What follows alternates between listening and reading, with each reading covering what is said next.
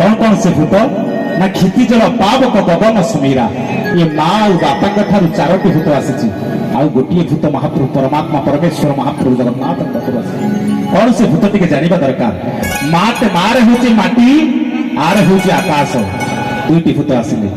आ बारे हूँ वायु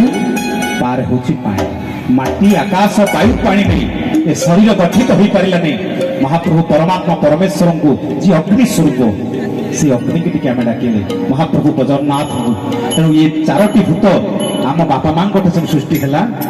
कि गोटे भूत महाप्रभु परमेश्वर देले तेणु से परमेश्वर जो आद्य पिताठू जन्म पछरे मातृ गर्भधाम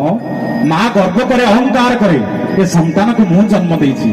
किंतु प्रकृत रे ता बापा होछि जन्म देछि ना केमिति नाद्य पिताठू जन्म पछरे मातृ गर्भधाम ये होछि तत्व तथ्य कथा भागवत लिखिले आद्य केमिति पिताठू जन्म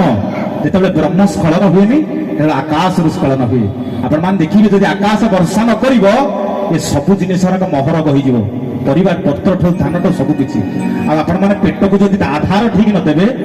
समस्त प्रकार रोग हो तेणु से कहुए पेट रु सब रोग आकाश रु सब महरोग तेणु से आकाश होती परम पिता परमेश्वर महाप्रभु कालिया शांत बोलिए जगन्नाथ भगवान की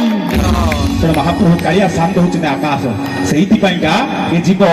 जन को देखिले मुंडिया मारुछि मुंडिया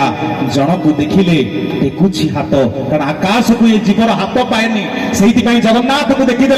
दुई हाथ टेकीदेव तार हाथ पाएने बोली समस्त टिके दुई हाथ टेकिबा बोलिए जय जगन्नाथ भगवान की आकाश होती परम पिता आसतु से भावर कथा